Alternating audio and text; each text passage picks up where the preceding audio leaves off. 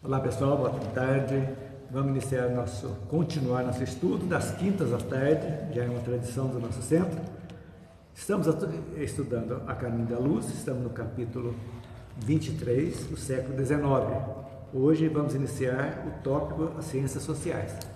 Antes de iniciarmos, como bem de costume, vamos fazer a prece que a nossa irmã Marina vamos acompanhar aqui. Senhor Jesus, irmão querido, o Senhor mesmo nos diz: eu sou o caminho, a verdade e a vida, e ninguém vai ao Pai se não for através de mim. Então, Senhor, mostre a todos nós o caminho que leva até vós. Pedimos também que o Senhor nos proteja, nos fortaleça. Pedir também para as pessoas que deixaram os nomes nos cadernos, os encarnados, os desencarnados. Pedir para a espiritualidade amiga visitar os nossos lares, abraçar os nossos entes queridos e que possamos ter uma noite, uma tarde memorável de estudo e de paz. Continue conosco, Senhor, nos abençoando, nos fortalecendo, nos dando a paz e nos dando a luz, hoje, agora e sempre. Que assim seja. Que assim seja, graças a Deus. Então vamos na sequência.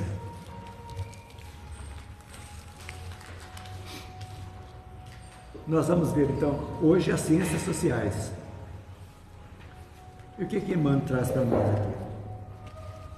Que até a filosofia, né, também houve a renovação grande no campo filosófico do mundo, com o Renascimento. Então, nós já vimos o início, começou o Renascimento cultural, religioso, realmente mexeu com a humanidade da época, muito importante, já previsto, né, pelo alto, então, previsto pelo Cristo. Né?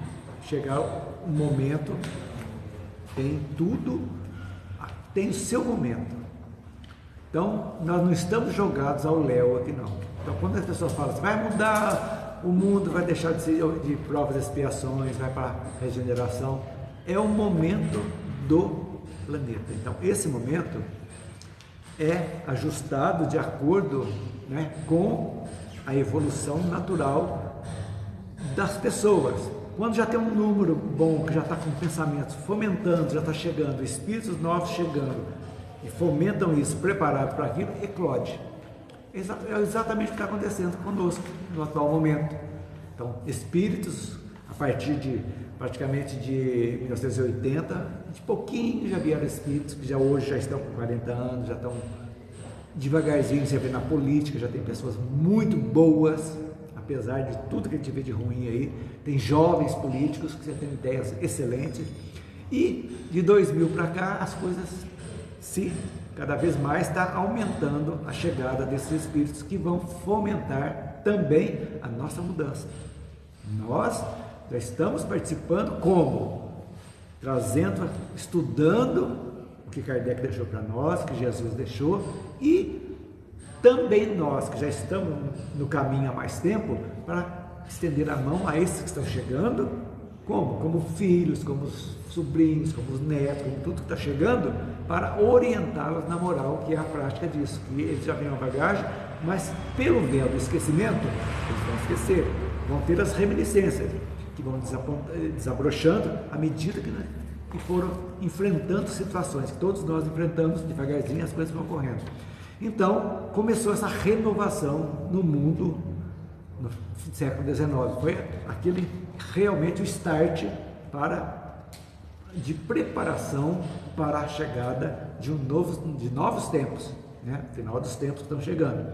Então, o campo da filosofia, diz Emmanuel, não escapou dessa torrente renovadora, realmente veio aliando-se às ciências físicas, e começaram a questionar também os dogmas absurdos da igreja. Então, começaram. Por que isso?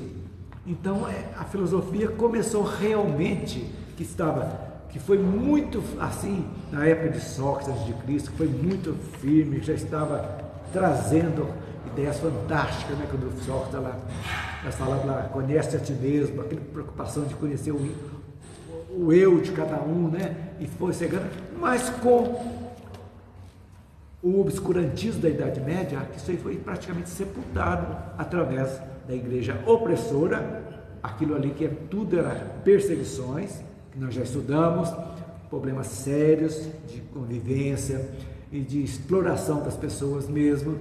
Ficou 1000 e tantos anos, isso aí, tolhida, tudo aquilo que poucos que conseguiram expressar eram torturados, eram mortos, eram banidos, tudo isso ocorreu.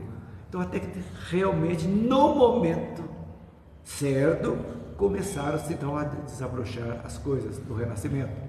Então, e já vamos ver aqui, Emmanuel fala que as confissões cristãs, ou seja, todas aquelas que saíram da Igreja Católica,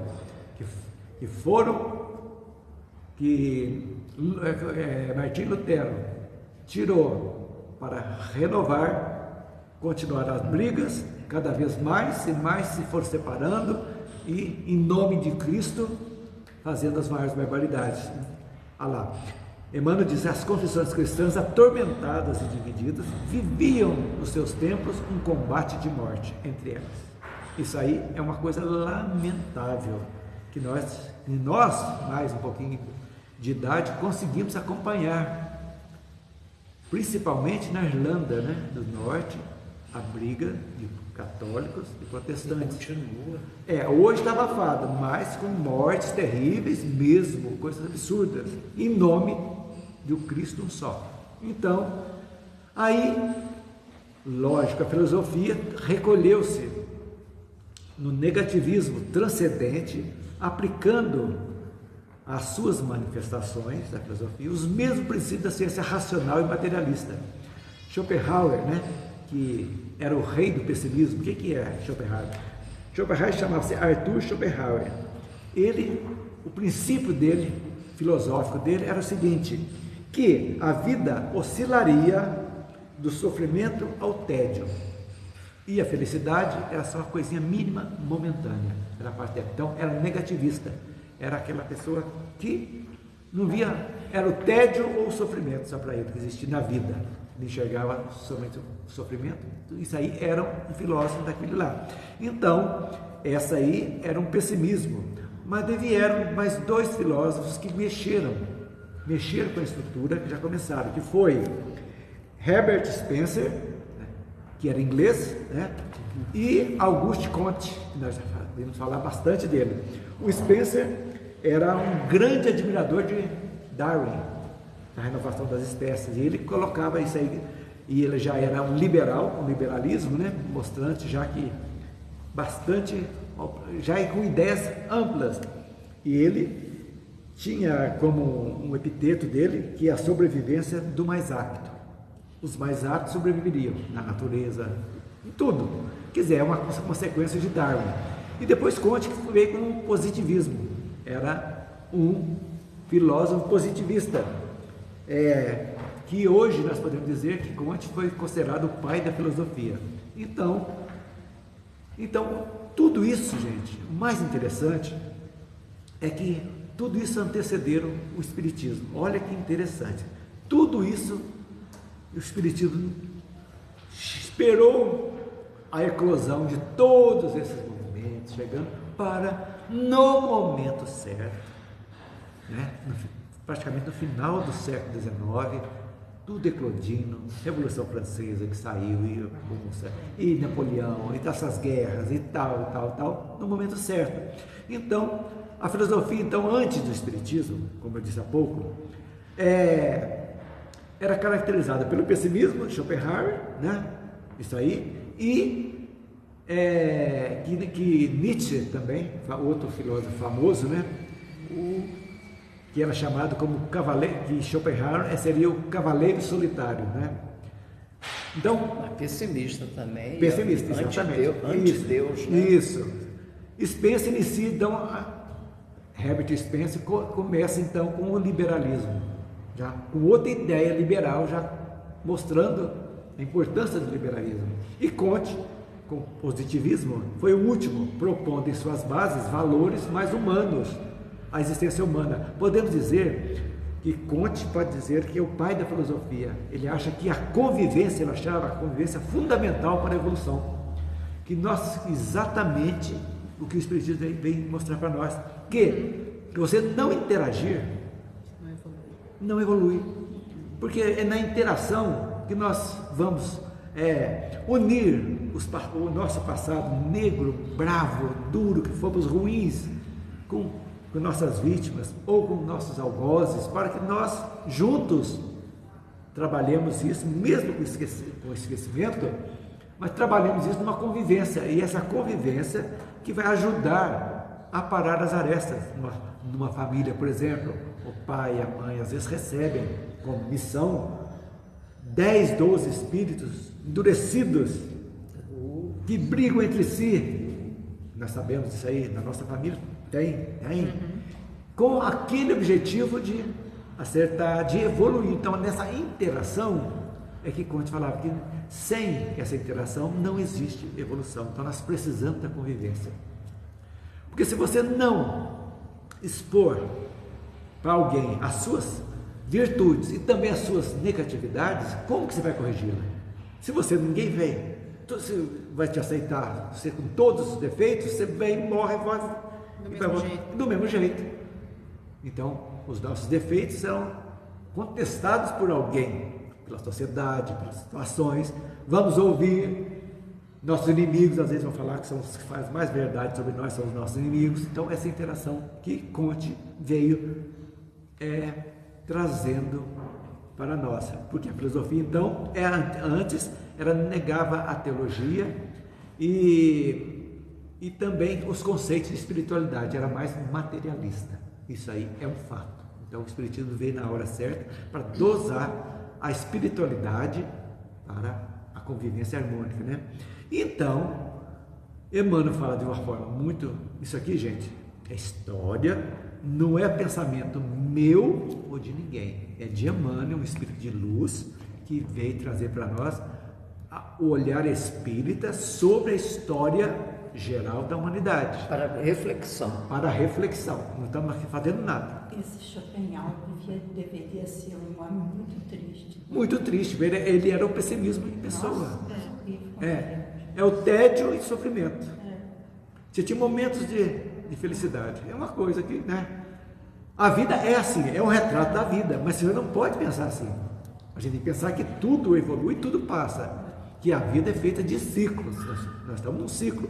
E um ciclo ascendente. Se nós formos vermos a nossa encarnação, veja bem, se nós olharmos para trás, o que nós éramos, o que nós fazíamos anos atrás, que hoje não fazemos mais, e temos outras opções de vida melhores, nós vamos ver que que os nossos ciclos estão sendo ascendentes, espirais, sempre ascendentes. Quer dizer, nós estamos evoluindo cada vez mais, que nós aprimoramos as virtudes, né? E eliminamos as vicissitudes nossas que nós trazemos. Isso é a beleza da encarnação, da reencarnação. É isso que importa para a gente. Então, Emmanuel fala para nós que a Igreja Romana realmente foi a grande culpada de todos esses desvios, porque ela impunha tudo aquilo que ousasse contestá-la era oprimido. Quem está falando? É só Emmanuel? Não, é a história contando. Copérnico, né? Nós já vimos lá, Galileu, todos aqueles lá tinham que ser as ciências de acordo com a ciência, teologia católica. Tinha que seguir aquilo aí. O que saísse daquilo era herege. Ou ele tinha que publicamente renegar aquilo mesmo que estava comprovado, tinha que renegar, ou era condenado. Então, gente, era realmente algo terrível, né? Então, a igreja dominava a ferro e fogo, aconchegado, ou seja, em conluio com os príncipes do mundo, os reis, os nobres, porque a igreja realmente nunca ficou, o clero alto nunca ficou realmente ao lado do populacho, era junto com o povo rico, com a nobreza, e dividiu o poder. O povo era apenas um detalhe, que precisava dar o mínimo e tirar o máximo. O povo era o meio que eles usavam para sobreviver, né? Exatamente. Então, eles davam o mínimo. Uhum. E tiravam o máximo para eles poderem ter uma boa vida. Para ter uma boa vida, exatamente. Então, a instrução era dirigida a poucos, só eles que tinham o direito de ensinar, só a igreja que tinha. Eram duas classes. Houve uma época que nem o rei não existia, era o clero que mandava. Era o clero e o povo. Como grandes cardeais tinham por trás dos grandes reis, que dominavam. Eles que davam as ordens. Aquela história de Alexandre Dumas, de Dumas, que é os três mosqueteiros, né? É o rei e tinha os do cardeal Richelieu, que eram que mandava mesmo, tinha o exército dele. Terrível aquele Terrível, homem. era a sombra. Quer dizer, é uma realidade que a história conta para nós. Ô Cláudio, mas você não acha que ainda hoje continua assim, a mesma coisa, mas de um modo diferente? Eu ia falar sobre isso. Sabe por quê? Mais velado, Existem alguns países do mundo, sobretudo o mundo comunista mesmo, Rússia, certas coisas você não pode falar, mesmo na Hungria, que eu vivi há um tempo, não se pode falar determinadas coisas, de jeito nenhum, porque você pode ser encarcerada. Só que, então, sob certo ponto de vista, ainda existe o... mas não com aquela força que eles tinham. Agora, as pessoas mais antigas que são bitoladas, é duro falar isso, tem pessoas que são bitoladas, tá vendo que tá ali, tá vendo que é aquilo ali que tá nada, mas por quê? É o atavismo, né, que vem de fora, se a minha mãe era assim, meu avô, meu bisavô, eu não vou mudar. Sempre Tá foi aqui, assim. sempre foi assim. Ué, então, mas cara, fica complicado. Agora, se nós temos a inteligência, para quê? Se nós temos a filosofia espírita, para quê? É exatamente para questionar. Se você não questionar, como é que faz? Mas é uma escolha, né? É lógico. A gente escolhe. Aprendemos escolha. Isso aqui me convém? O que me acrescenta isso? É isso que nós ensinamos. Por quê? Porque tem as leis básicas, que nós já sabemos. Inerente aos mundos primitivos, mundos de provas e expiações e mundo de regeneração. São as três leis básicas cósmicas, né? Causa e efeito, livre-arbítrio e reencarnação. Essas leis controlam, você querendo ou não. Por quê? Você pode ser ateu, você pode ser budista, nós estamos presos a essa lei. Ou seja, tudo tem uma ação vai dar uma reação normal. E isso aí que a gente tem que ter na cabeça. Que quando nós, o que a doutrina faz? Mostra para nós. É que você diz que nós possamos aprender a escolher. Porque a escolha, toda a nossa escolha vai ter um reflexo na nossa vida.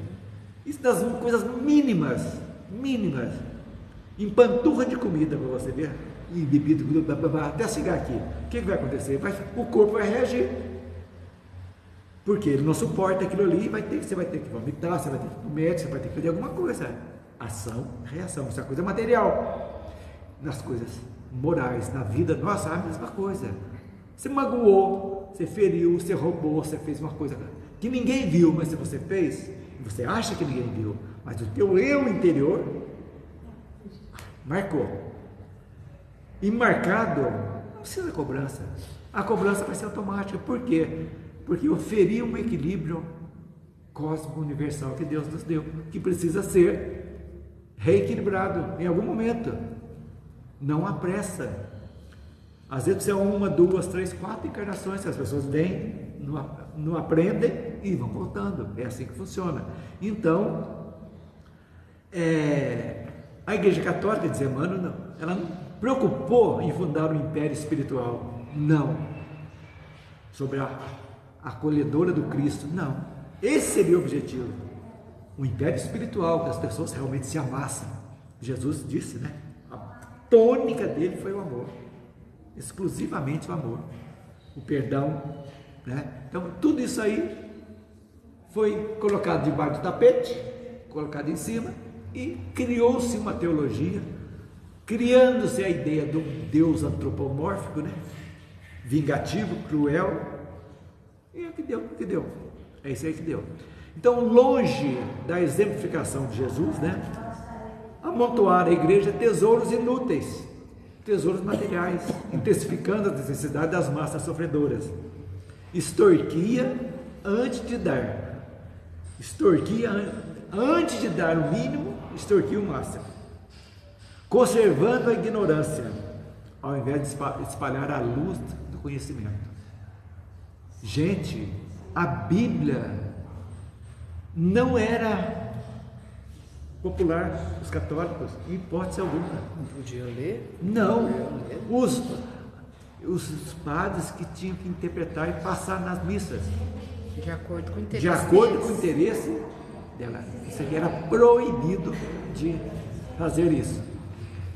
Então, é o terror que trazia esses problemas, né?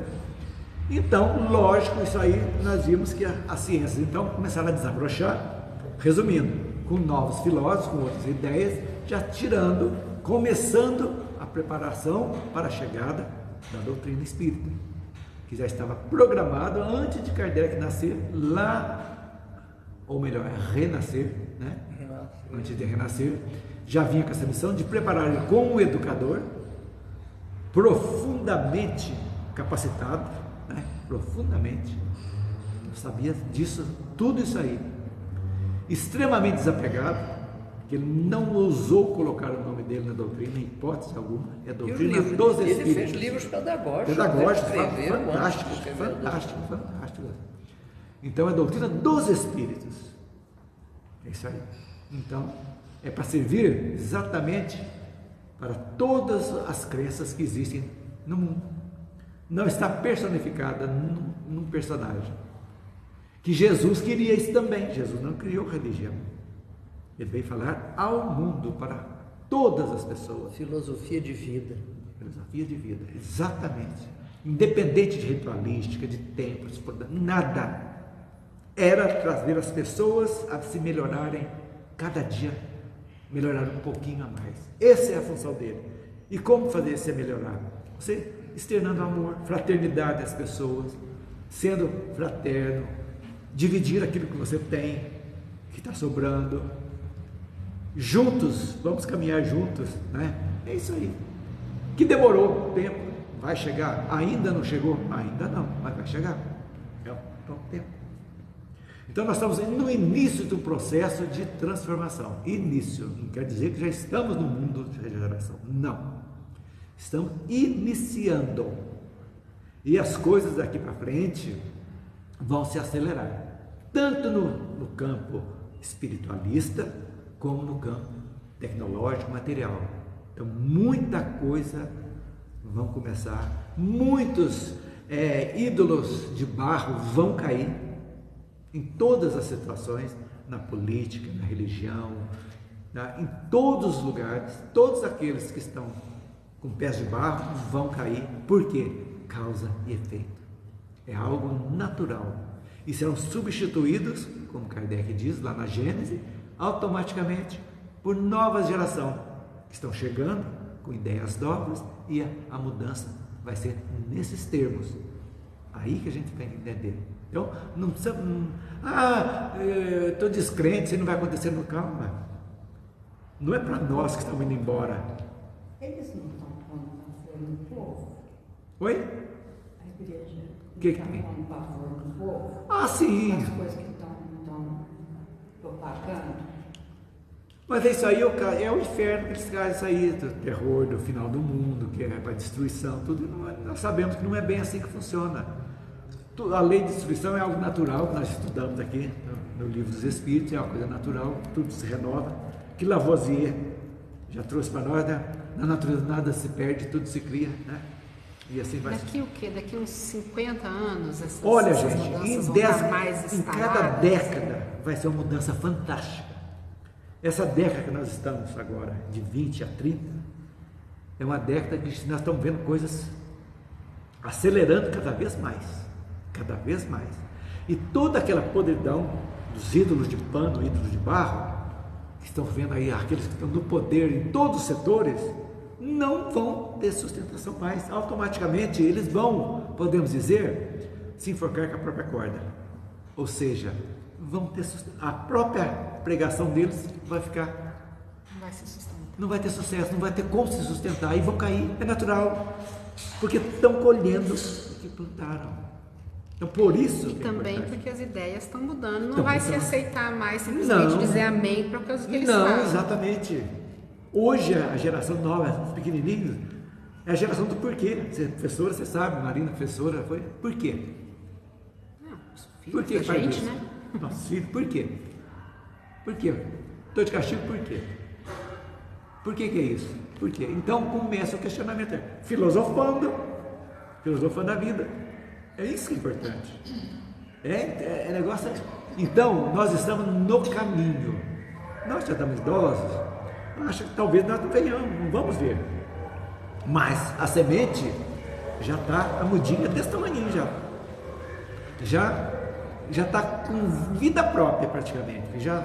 O duro foi sair eclodido da semente. Então a muda já saiu. E agora está sendo regada. Não só por nós, mas também pela espiritualidade.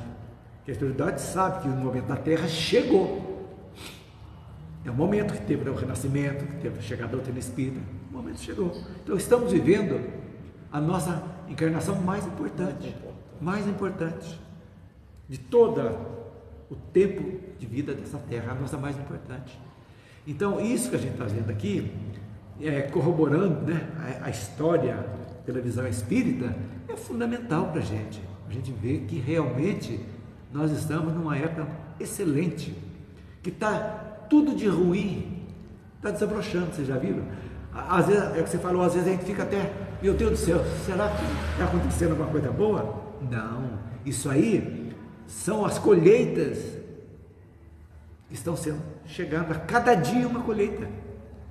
Então essas coisas vão, essas guerras ainda vão ocorrer, vão. Há necessidade ainda, débito e crédito, essas coisas vão, por quê? Mas estão já no estertor, é igualzinho o fogo. Como se apaga um fogo? Tirando oxigênio. Nós aprendemos isso lá no ginásio, mas na experiência, no meu tempo tinha, hoje não sei se tem. E puxava o ar de dentro com a vela acesa lá, até tirava o oxigênio todo e a vela se apagava. É a mesma coisa. Então, não é esse excesso de otimismo, não, é excesso de realismo. É a realidade que a doutrina nos traz, porque nós somos seres perfectíveis, ou seja, somos imperfeitos a caminho da perfeição. Se nós não aprendermos, não evoluímos alguma coisa, o que nós estamos fazendo aqui então? Por que nós vamos reencarnar? Não. Então as coisas estão ocorrendo, não estão sendo divulgadas como deveriam, Leila. Se houvesse uma divulgação maior dessas coisas boas que estão ocorrendo. Só fala coisa ruim. Exatamente, porque os grandes grupos econômicos que dominam o mundo ainda, nós sabemos disso. São esses que têm os pés de barro. Pés de barro. É o nova ordem mundial que eles dizem. Então, tudo isso aí vão cair. Por quê? Porque eles estão desesperados que devagarzinho, é como areia movediça. Eles estão se afundando. Por quê? Por falta de sustentação. Porque na vida, tudo tem um início, um apogeu e uma decadência. É da vida. Somos nós, nascemos jovens, bonitos, sem ruga, bonitinho, e vamos. Quando chega com 90, 100, então um trapo, fisicamente. É natural. Não tem como escapar disso. É a vida. Então, mas naturalmente, né? É isso que é interessante. Então, aí chegou a tarefa de Kardec, tarefa do missionário, que era difícil e complexa. Gente, é o que você disse, em 10, 11 anos, o homem fazer o que fez, codificar isso na mão, olhando a qualidade dos médios, medo de não ter mistificação, mandava perguntas para vários médios para ver se realmente as perguntas, respostas, sim, fazia tudo sem internet, sem telefone, sem nada, a luz de vela. Se não tem, isso aí foi a coisa mais fantástica do mundo. Então, competia a ele reorganizar o edifício, desmoronar. Olha que maravilha isso que o Leandro fala. Competia a Kardec reorganizar o edifício desmoronado da crença, reconduzindo a civilização às suas profundas bases religiosas. Exatamente. E olha a rapidez do futuro. Você está falando do Kardec, 10 anos, 10 anos para fazer uma obra magnífica. E este senhor aqui, o Chico Xavier, de terceiro ano primário, fazer uma obra dessa fantástica, não sei em quantos anos, há pouquíssimo tempo também, e o conteúdo. Você estuda e precisa continuar estudando. Às vezes eu fico me perguntando se, porque Kardec, ele poderia ter negado de fazer isso, né? Poderia. Ia aparecer outro, né? Sim, se não fosse ele, quem será que seria? Teria outro. Tá bom, aí você já está querendo. Não, mas ele poderia, pelo livre-arbítrio dele, mas veja bem, a preparação dele foi fantástica. Ele já era um filósofo. Natural. Até os 50 anos. E o filósofo é questionado. Então ele falou, essa mesa não existe, a mesa não tem cérebro. Por que ela está pulando e respondendo? Tem que ter algo. Então aí o cientista desabrochou nele. Foi algo que instigou ele, Instigou que ele precisava saber da resposta. Ele tinha que ter uma resposta. Pela lógica. Razão e bom senso. Diz que Kardec era o bom senso encarnado, né? E a filosofia dele. Fantástico. Então ele começou. Como que ele vai voltar atrás? Que de repente as coisas começaram a se encaixar. Devia ser uma coisa assim, quanto mais ele mexia, mais curioso ele ficava. Mais curioso ele ficava. Mais. Você disse, ele foi preparado. Então, aí no momento certo, as coisas foram fluindo. Entendeu? O véu do esquecimento foi desabrochando aquilo necessário para ele. Não teve filhos. Por quê? Ele não ia ter nem tempo. Porque a missão dele era missão. Né? Arrumou uma companheira fantástica, que quem organizou o último livro foi ela que fez, né? Obras Póstumas. Foi ela. Era uma mulher fantástica. Ela e Flammarion. Uma mulher aqui, foi aquela companheirona dele mesmo. Uma mulher aqui. É isso aí. Ia ter uma paciência de Jó. Porque um homem que vivia, ele ficou. Ela ajudava a compilação dos livros dele, acertava. Antes teve até ela disser que foi preparada, né? Mas com certeza. Com certeza. E para não ter filhos, porque também. Eles se dedicaram unicamente ao Podia tirar o foco. Não podia tirar o foco. Não podia tirar o foco. Tinha que ser só O aquilo lá. foco foi só naquilo. O foco era o estudo mesmo. As ocorrências dos fenômenos, né? Vieram numa época que eles já estavam amadurecidos. 50 anos. De todos os conhecimentos, né? 40 E 50 anos de idade na época já era maduro. Bem maduro. Hoje 50 anos é menino. Sobre o magnetismo, sobre Sim. os outros tipos de... Ele já estudava Mesmer. Kardec estudou Mesmer. Magnetismo. Tudo tem a hora de ser, gente. Fazer isso para a nossa vida. Né, que falava assim, ou seja, as regiões todas ali que tinham outras línguas, tinham conhecimento. Exatamente. Né? E o que esse homem viajou, ele e a Amélie, não sei quantos anos. Aí onde ele viajava, ele escrevia. Escrevia. Não, a revista A carta que ele escreve para alguém tem que ser na língua do alguém que ele está. A revista espírita é desse jeito, visitando tal.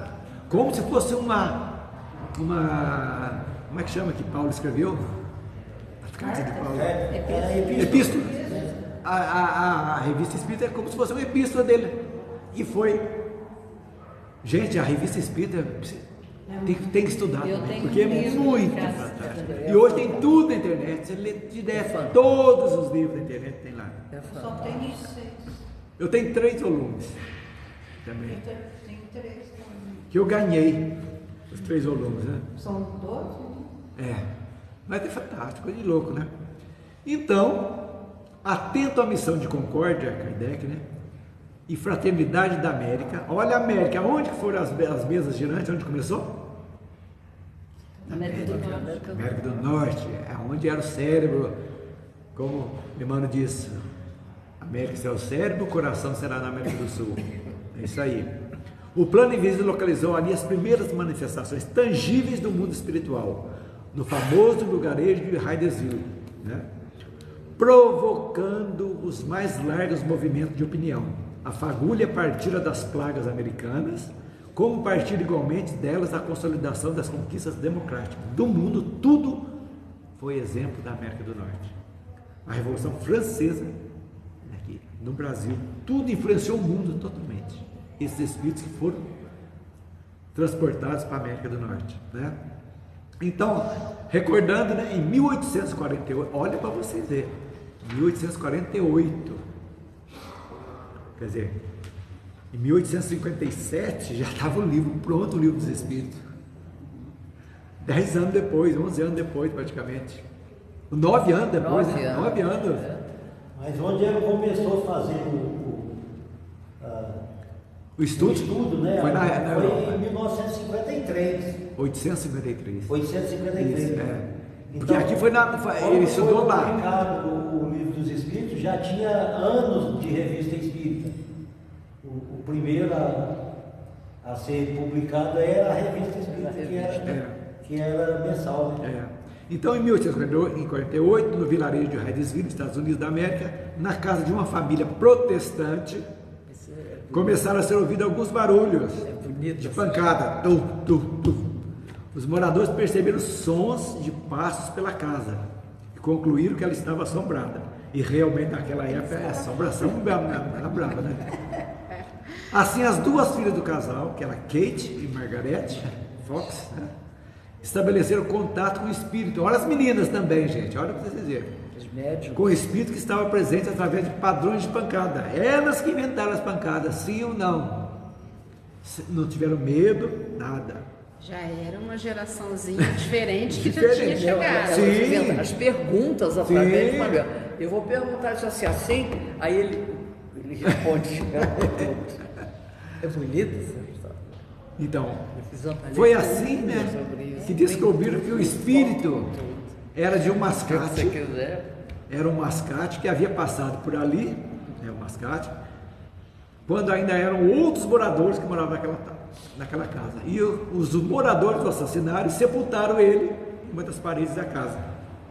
Estava ali. Que estava batendo lá na casa das meninas? Então ali o espírito, o que respondeu? Aquele espírito, como foi a morte violenta, ele ficou preso ali no corpo ainda. Ele não seguiu. Talvez ficou ali também. Aguenta um pouquinho aí que vai chegar a hora de você ir. Como não tem a casa, né? O caso ganhou notoriedade à época e as irmãs Fox se tornaram famosas, muito famosas, né? E aí começaram devagarzinho as coisas acontecerem.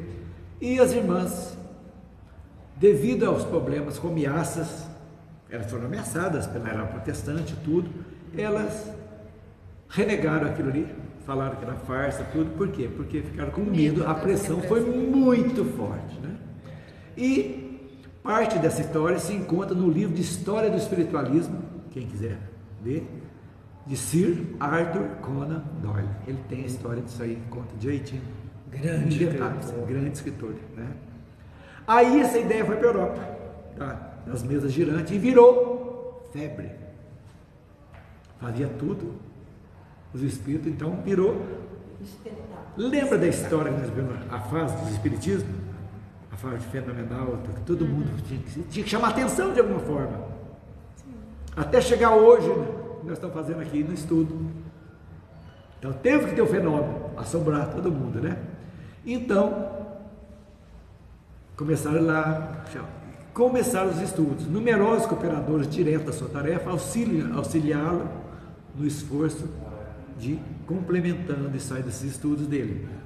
Então, o mundo, com suas instituições sociais e políticas, havia atingido um período de grandiosas transformações com a chegada do Espiritismo, que requereriam mais de um século de lutas dolorosas e remissoras. O Espiritismo seria a essência dessas conquistas, novas, reconduzindo os corações do Evangelho ao suave Evangelho do cristianismo, ou seja, porque sabia que toda a Europa causa e efeito, as provações coletivas do povo, de um país, tudo tem isso, continua. Isso aí foi um fato. O que nós vamos ver agora? As privações coletivas da França. Quer dizer, colheu, acabamos de dizer, semeadura e colheita. Então, Emmanuel diz que cumpre-nos assinalar as dolorosas provas da França depois dos seus excessos da Revolução e nas campanhas napoleônicas. Gente, quanta gente foi morta na guilhotina, inocentes.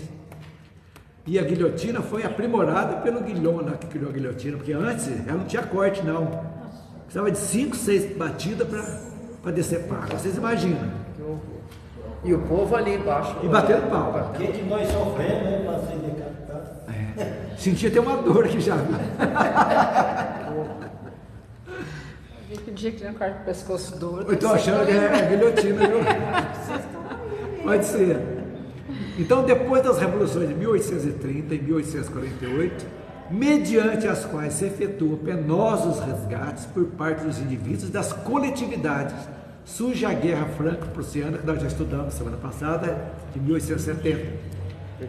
Então, a grande nação latina, França, né, Itália, tudo aquilo ali, por causa somente conhecida no plano espiritual, é esmagada e vencida pela orgulhosa Alemanha de Bismarck. Foi quando Napoleão perdeu, né, perdeu a Primeira Guerra. E por sua vez, embriagado e cego do triunfo, ia fazer jus a provações terríveis de 1914 e 1918 com a Primeira Guerra. Ela ganhou lá e foi esmagada, sofrida em 18 e não aprendeu. Voltou em 38 de novo para a Segunda Guerra e não aprendeu. Olha para vocês verem como é que tem as coisas acontecem. Olha o encaixe das engrenagens. Quem sabe uma terceira nuclear. Que tá por vir. Isso aí. Espero não ver. Espero que não veja também, né? Mas eu acho que realmente não vai ter. Eu acho que a espiritualidade, dado o momento que a Terra precisa de evoluir, está chegando o momento. Mas existe um pulsar dessa ideia no planeta. Então, mas o pulsar dizem que foi desarmado isso aí pela espiritualidade, exatamente por quê? Porque uma guerra nuclear destruiria fisicamente o planeta seria desintegrado. Qual o sentido de desintegrar o planeta de um povo que ainda está em evolução? Ia jogar para começar de novo em outros lugares? Fica difícil, né? Então as imposições, que vai ter aqui? Assim, Paris, que assistira com certa indiferença às dores dos condenados do terror, comparecendo aos espetáculos tenebrosos do cadafalso e aplaudindo os opressores, sofre miséria e fome em 1870. Reflexo. Tudo aquilo que fizeram, fome. Quer dizer, antes da Revolução Francesa, o povo já estava com fome. Vieram e depois foram oprimidos de novo, foram passar fome. Então, muitos daqueles retornam, dos nobres retornam como inverte, né, a roda de Sansara e voltam como miseráveis para aprenderem, não para ser castigados. Antes de cair em poder dos impiedosos inimigos, em 28 de janeiro de 1871, as imposições políticas do imperador Guilherme em Versalhes e as amarguras coletivas do povo francês dos dias da derrota significam o quê? O resgate dos desvios da grande nação latina. Então, existe o resgate individual e o coletivo e também de um povo, de uma nação, de um continente. Tudo isso aí faz parte. Então, quando você vê assim, teve um terremoto, morreu 200 mil pessoas. Coitadinho. Ótimo, coisa difícil. Mas tudo está dentro da razão. Aqueles que morreram foram aqueles que fizeram pessoas morrer de situações piores até. E chega, é castigo? Não. É que o espírito vai ter que aprender pela dor. Aí Kardec vem e nos mostra que o karma, como dizem as crenças espiritualistas orientais, é olho por olho, dente por dente. E ele vem dizer que a lei de causa e efeito não é olho por olho, dente por dente. Ele mostra que nós podemos sim atenuar ou até mesmo eliminar um karma na encarnação presente, quando você realmente entende o sofrimento, entende as situações adversas, entende de ter um filho totalmente deformado, ou você seja deformado de alguma forma, tenha tudo aquilo ali, não briga com aquilo, vai viver da melhor forma possível, compreendendo que aquele serzinho deformado totalmente, que veio sob a sua guarda, vocês dois têm um passado em comum. Vocês dois, não, vocês 3, vocês 4, vocês 5, vocês 10 de uma família, têm um passado em comum que precisa ser atenuado. Aí vão estender o amor, a fraternidade, tudo isso é o que acontece? Atenua o karma. Mas para atenuar o karma, tem que ter conhecimento. Bem, se cuidarem bem, né? E ter conhecimento. Se você não compreender a razão, não, você não vai. Você vai ser revoltado, vai ficar a vida inteira revoltado com Deus, com tudo e com todos, e não vai aproveitar a encarnação. Então, como você compreende, para pensar, por que eu estou fazendo isso aqui? Por que a minha vida é totalmente tão ruim, só tem sofrimento? E outras tão boas? Estou revoltado. Joguei pedra na cruz, que eles falam, né? Falando. Não, é algo, você compreende que a situação nossa hoje, por pior que seja, algo que não pode ser modificado, uma situação física, mental, que não tem como você modificar, você tem que aceitar que é algo que você está compreendendo, e essa compreensão vai ajudar as próximas encarnações já. Você fala, puxa vida, realmente eu estou tendo uma oportunidade, que eu tive aqui, vim tolhido de uma coisa que eu gosto tanto, ou de repente na vida, de repente você fica cego, você adora ler, a vida é toda, e você fica cego, você não se revolta. Por quê? Porque em algum momento você usou de uma forma, você está aqui, está vendo, poxa vida, se eu perdi a visão, e não tem nada que a ciência possa fazer, eu vou ter que aceitar, e viver da melhor forma possível, e não vou me revoltar, eu vou procurar despertar a audição, vou fazer outras coisas para me viver em paz, comigo e com todos.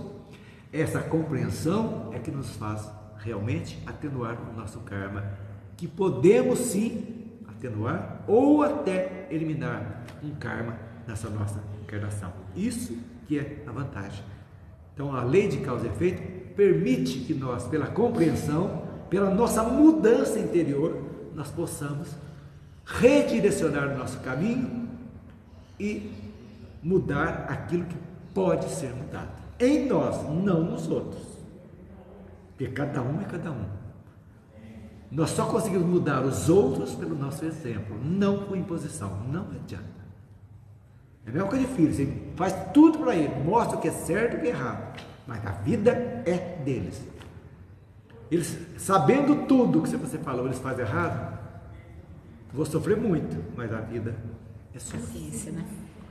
A gente sofre, porque agora sofre mais se você não tivesse ensinado. Aí sim, aí você é co-partícipe.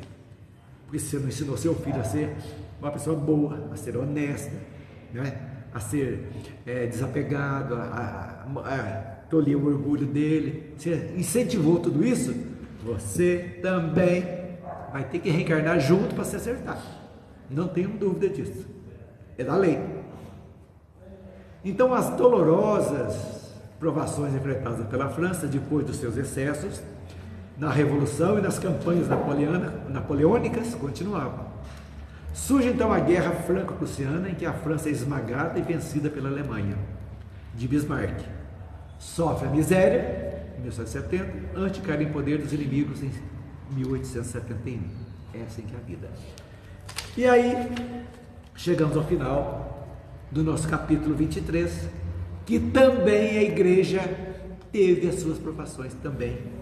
Emmanuel vem contar para nós que realmente aquele poder que a igreja tinha durante a Idade Média, que era o poder de vida e de morte sobre as pessoas, que ela tinha, foi devagarzinho sendo tolhida, devagarzinho. Hoje, vimos há pouco, ela tinha a metade da Itália era da igreja, era província do Papa. Foi para Roma, ficou Roma, e perdeu Roma, ficou só o Vaticano. Acho que é 1 km², se não me engano, não tem básico. A extensão do Vaticano, não sei. Não tem base. Ela tem é bom para pesquisa ver o tamanho, né? 20 quilômetros. Não sei quanto, né? Então ficou nisso aí. Então, aproximando do ano 1970, aí veio com chave de ouro, fechar a decadência da igreja, com a declaração da infalibilidade papal. E aí que começam as provações mais dolorosas. O Papa é infalível. Infalível. Gente, É Deus. é muita pretensão.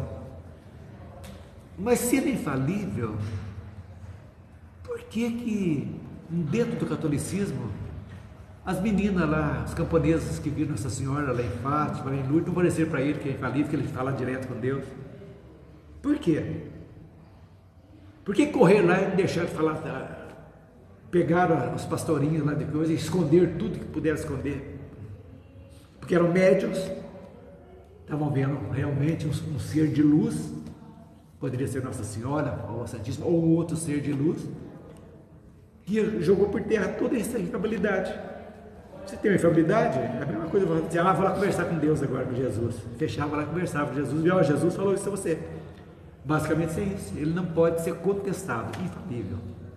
Dogma da infalibilidade papal. É isso aí. Então Sim. adotou esse dogma, né? Eu acho que a igreja Hoje já foi. não aceita essa questão de aparições, não aceitam. Mas tem que aceitar, porque são médios. São médios. Sim. Médios fantásticos. Mas eles não aceitam. Só que a última que deixou lá, tacaram ela no convento, daí fecharam. Pois é, e trancaram. A Lúcia lá, que ninguém podia falar com ela. Ninguém, só o bispo lá, o cardeal que falava. Eu estive lá. Você teve lá, Daí né? no quarto a gente não podemos entrar. Ah, não tô falando aí?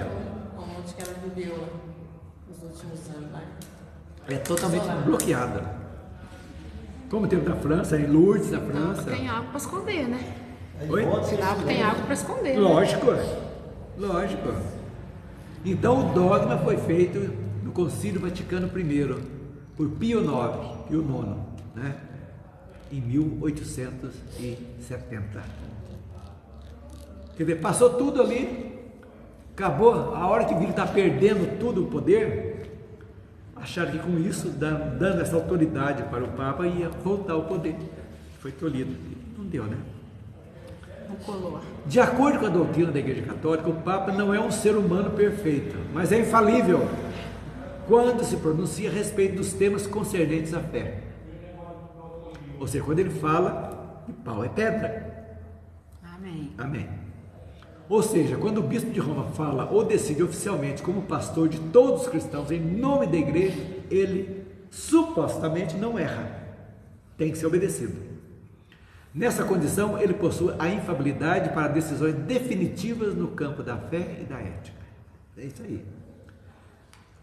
Querendo recuperar um poder O que está poder, perdendo, exatamente. né? Então, exausto nas suas imposições, todos os povos cultos da Europa não enxergavam nas suas instituições senão escolas religiosas, limitando-lhes a finalidade educativa, controlando atividades. Começaram a ser controladas também.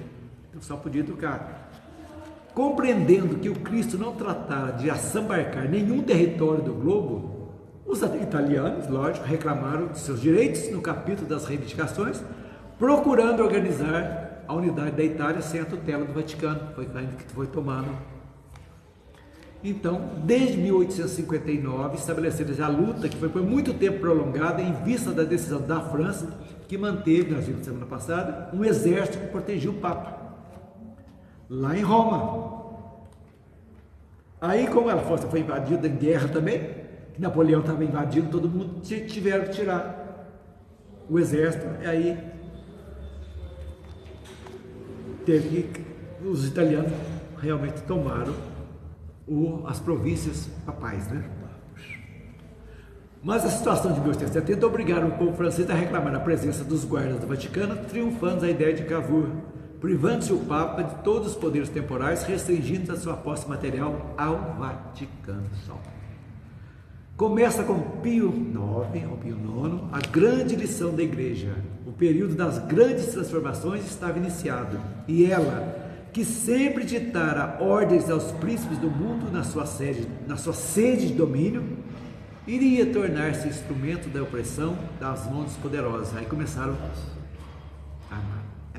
aquilo que ela foi, começaram a ser oprimida também. Aí Emmanuel, no finalzinho, muito interessante isso aqui que ele fala para nós. Observava-se, esse último parágrafo aí, observava-se um fenômeno interessante. A igreja, que nunca se lembrara de dar um título real à figura do Cristo, assim que viu desmoronar-se os tronos do absolutismo com as vitórias da República do Direito, constituiu a imagem do Cristo Rei para o cume dos seus altares. Aí que deram um título para Jesus, Cristo Rei. A hora que viu que o negócio escorreu tudo no vão dos dedos, vamos. Jesus nunca teve nada. Papa mandava mais que Jesus tal, né? Criaram então a figura do Cristo Rei que estava. Então isso aí foi criado em 1870 também. Estavam querendo saber o tamanho do Vaticano? O tamanho do Vaticano. 440 mil metros quadrados. 440 mil metros quadrados. Tem 20 por não sei quanto. 20 mil metros. 20 por 20, 20 mil por 20 mil dá 40 mil, tá certo. Para quem tinha tudo. Então, gente, esse foi o século XIX. Lógico, nós vimos praticamente sobre a ótica espírita da história, que é o bonitinho, que ali está vendo. Não vamos discutir situações. E a semana que vem nós vamos então para o 24. Espiritismo e as grandes transições. O Espiritismo e as grandes transições. Interessante. Então, já é o penúltimo capítulo, e talvez então em meados de junho, eu acho, vai dar para nós iniciarmos já um novo estudo. Talvez Em julho. Junho, Deus quiser. Meados ou final, nós iniciamos Emmanuel, então, se assim Deus o permitir. E com certeza vai permitir para lá. Porque tem um capítulo que é grande. É sobre muito Jesus. Eu acho que vai julho inteiro ainda. Você acha que vai junho inteiro? Semana que vem já é julho. Ah, é verdade. Julho. Junho. Eu acho que a gente vai para julho. Eu acho que vai. Vai para julho, assim. Não vai. Eu estou pensando que eles estão no começo de maio, tá certo. Não. É julho mesmo. Julho, tá certinho. É porque quando o tema é grande, tem muita coisa para a gente ver, né? Então não pode. Sim. A gente tem que ver, falar um pouquinho a mais. E tem a conclusão é importante. Mas também não tem pressa. Não. Então, para nós está tudo de bom. Não, também. Gente, Não peçam demissão, por favor, viu? Eu peguei já o carburante, está chegando. Não, mas olha, não interessa, é assim que é mesmo. Tudo é válido. Mas eu fui acompanhando pela internet. Finalizar. É isso aí. Eu Pessoal, fui então. acompanhando, sabe, em casa. Pela internet. Sempre. Desde o início, tudo. A Isabel sempre acompanhou pela internet. Então, já é uma grande coisa. Como tem muita gente acompanhando também, né? Por isso que ela fica sonhando de noite. Acho que ela vai lá todos os lugares que a gente fala aqui. Você já esteve lá na Idade Média, viu, Isabel? Eu acho que sim. Você sabe que eu tenho uma paixão pela Itália. Nossa, tem uma coisa, uma ligação, uma coisa. A Europa me fascina também, viu? É a Itália. Sempre me fascinou. Quem sabe na próxima encarnação eu vou lá visitar. Às vezes ainda dá tempo. Sei não. Gente, vamos encerrar com a prece que a nossa irmã Elisângela. Encerrar que a voz está acabando. A voz está acabando, então vamos que vamos. Até mais.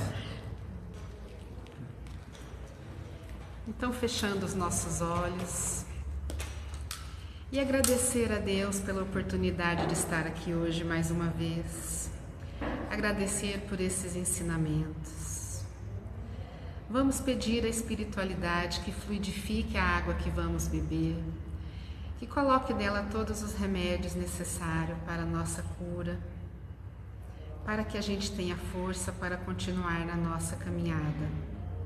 Receba neste momento essa luz que os bons espíritos estão colocando sobre as nossas cabeças, que elas nos fortaleçam, que essa luz nos dê ânimo, nos dê coragem para aceitar, para mudar o que estiver ao nosso alcance e para aceitar a vontade de Deus e seguir na nossa evolução. Deus, nosso Pai, que sois todo poder e bondade, dai força àquele que passa pela provação, dai a luz àquele que procura a verdade, ponde no coração do homem a compaixão e a caridade. Deus, dai ao viajor a estrela guia, ao aflito a consolação e ao doente o repouso.